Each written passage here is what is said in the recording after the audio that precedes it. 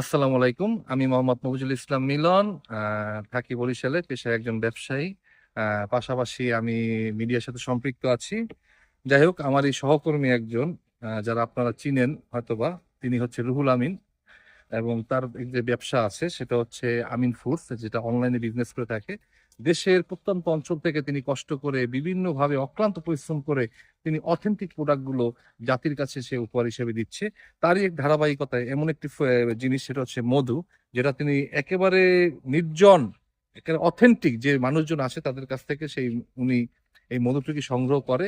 এবং এই মধুটি আমি খাই, যেহেতু আমি একজন কার্ডিয়াক পেশেন্ট। এই মধুটি আমার প্রতিদিন সকালবেলা আমার জবের ছাতুর সাথে লাগে, যে আমি জবের ছাতু এবং মধু আমি তার কাছ থেকে নিয়ে থাকি আর কি। এবং এই মধুটি আসলে অথেন্টিক মধু। আপনারা নিতে পারেন।